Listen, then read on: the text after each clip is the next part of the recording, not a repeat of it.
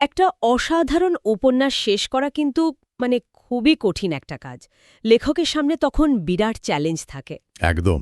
বঙ্কিমচন্দ্র চট্টোপাধ্যায় কিভাবে তার বিখ্যাত হিরোইন ইন্দিরার যাত্রাকে শেষ করলেন, তিনি কি শুধু একটা এবং তারপর তারা সুখে শান্তিতে থাকল ধরনের সমাপ্তি দিলেন, নাকি এর পেছনে আরও গভীর, আরও জটিল কিছু ছিল? ঠিক এই প্রশ্নটা নিয়ে আজকের আলোচনাটা খুব জরুরি।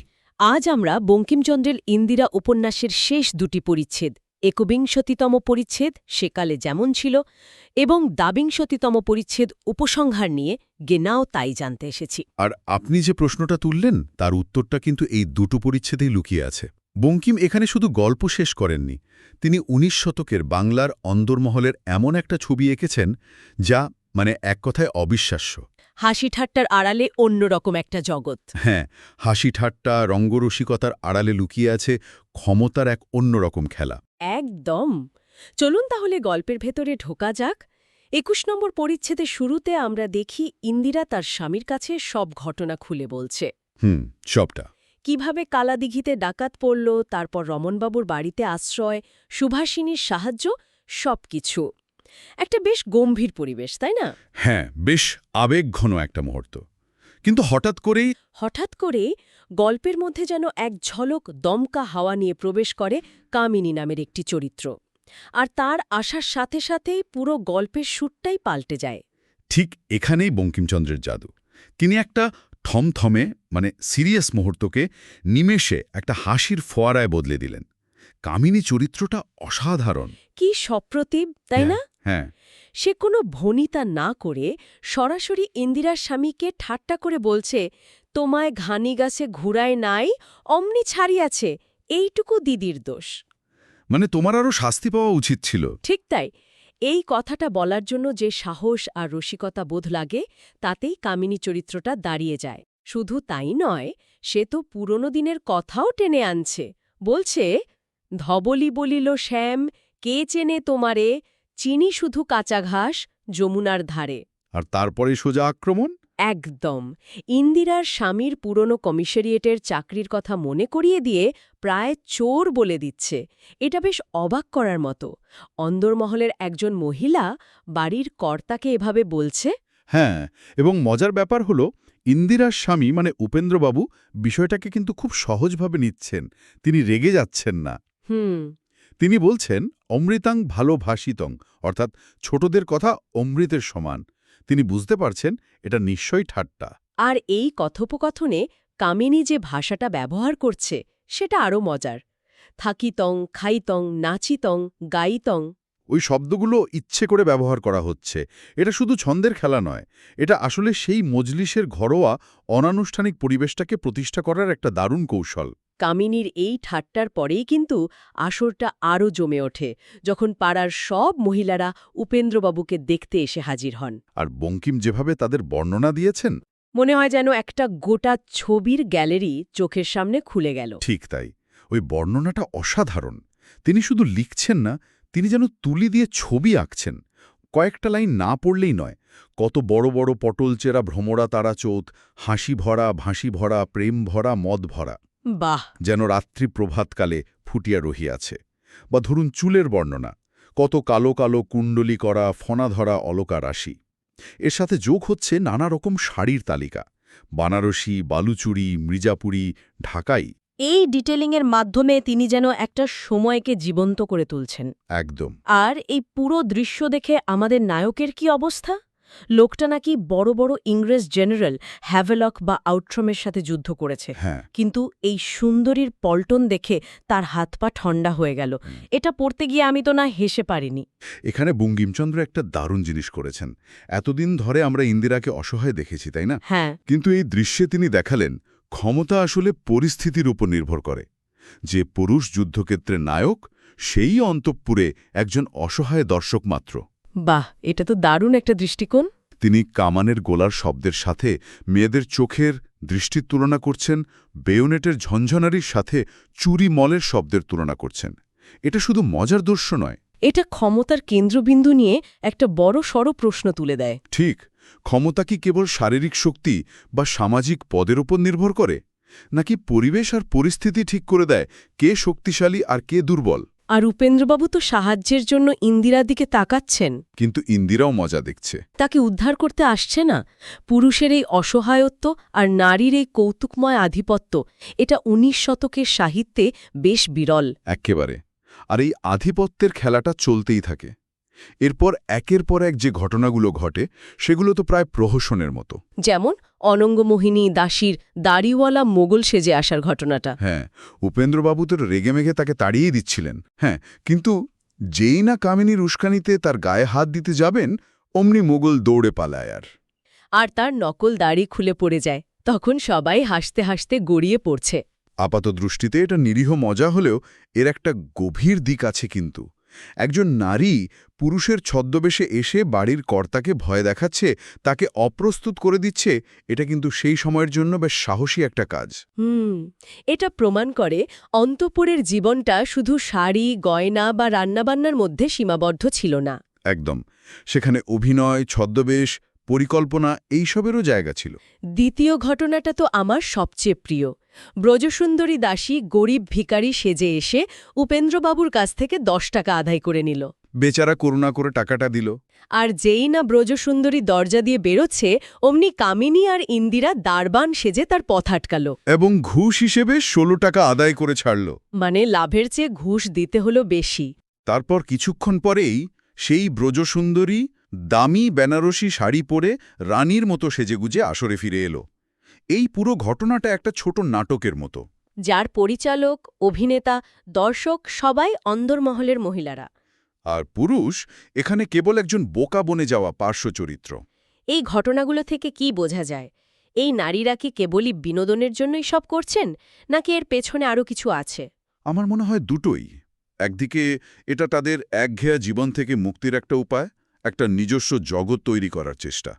কিন্তু অন্যদিকে এটা তাদের বুদ্ধিমত্তা আর সংগঠন ক্ষমতারও পরিচয়। ঠিক। তারা দলবদ্ধভাবে পরিকল্পনা করছে, অভিনয় করছে এবং একজন পুরুষকে বোকা বানাচ্ছে। এটা এক ধরনের সূক্ষ্ম বিদ্রোহও বটে।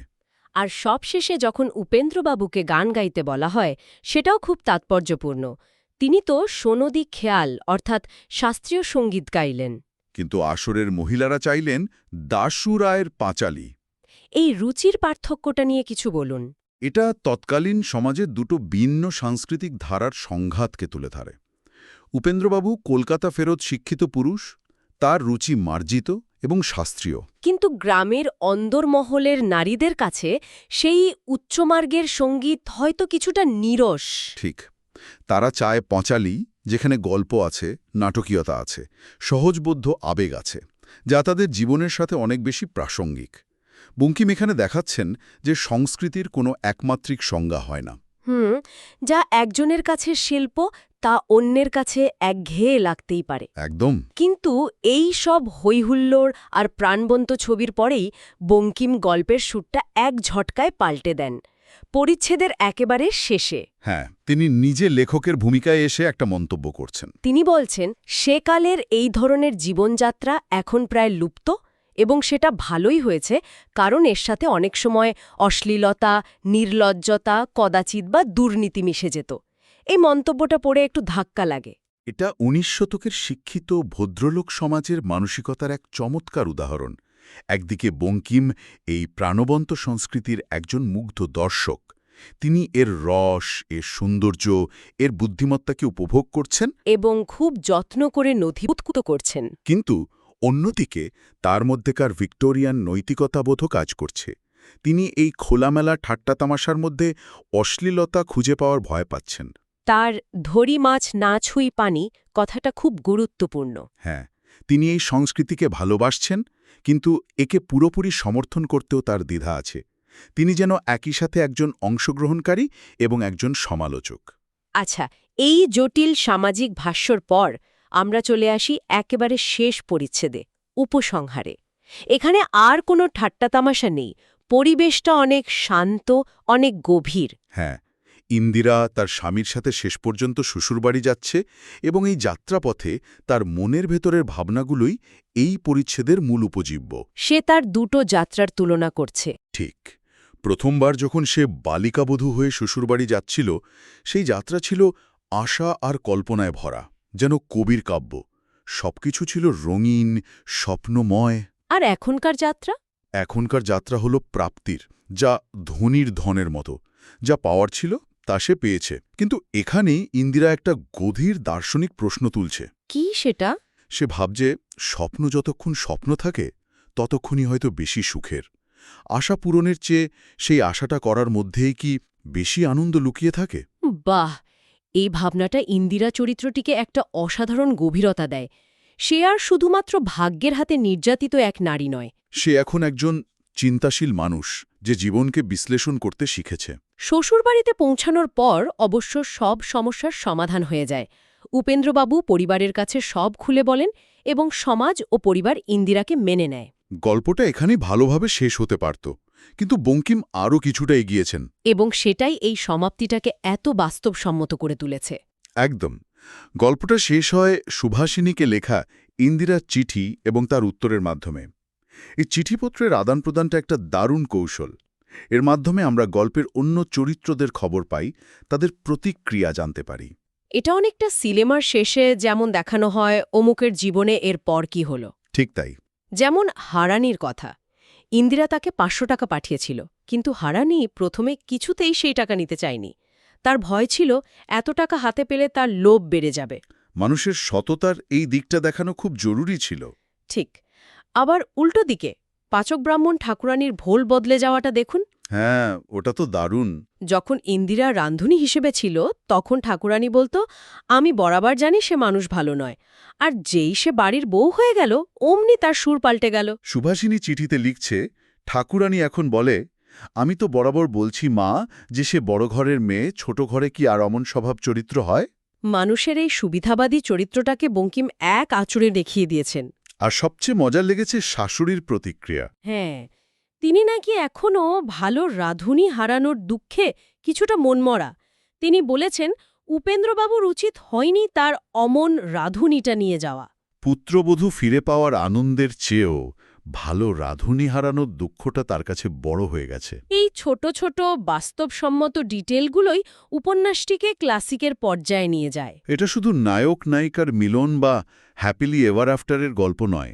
এটা পারিপার্শ্বিক মানুষগুলোর ছোট ছোট আশা, হতাশা, লোভ আর ভালোবাসারও গল্প। জীবন যেভাবে চলে ঠিক সেভাবেই গল্পটা শেষ হয়। তাহলে সব মিলিয়ে ইন্দিরা উপন্যাসের সমাপ্তিটা শুধু একটা মিষ্টি প্রেমের গল্প নয়, এটা ১৯ শতকের বাংলার অন্দরমহলের একটা রঙিন দলিল, যেখানে নারীদের নিজস্ব জগৎ, তাদের বুদ্ধি, কৌতুক আর ক্ষমতার এক অন্যরকম ছবি আমরা দেখতে পাই। এর সাথে মিশে আছে জীবনের আশা ও প্রাপ্তি নিয়ে গভীর এক দার্শনিক চিন্তাও। একদম। তবে আলোচনার শেষে আমি একটা প্রশ্ন রেখে যেতে চাই, যা বঙ্কিম নিজেই আমাদের জন্য তৈরি করে দিয়েছেন। আচ্ছা। উপন্যাসটির নাম ইন্দিরা। পুরো গল্পটা ইন্দিরার সংঘর্ষ আর ফিরে আসার। কিন্তু লেখক উপন্যাসের শেষ লাইনে লিখছেন, সুভাষিনীর মতো এ সংসারে আর কিছু দেখিলাম না। এটা খুব গুরুত্বপূর্ণ একটা লাইন। তাহলে প্রশ্ন জাগে, এই উপন্যাসের আসল কেন্দ্রবিন্দু কে? ইন্দিরা নাকি সুভাষিনী? এটি কি শুধু ইন্দিরার একার যাত্রার গল্প, নাকি সেই সময়ের সমাজে নারী বন্ধুত্ব এবং পারস্পরিক সহযোগিতার এক বৃহত্তর আখ্যান, যেখানে সুভাষিনীর মতো নিঃস্বার্থ চরিত্ররাই আসল নায়ক? এই ভাবনাটা হয়তো পাঠকদের আরও গভীরে চিন্তা করতে উৎসাহিত করবে।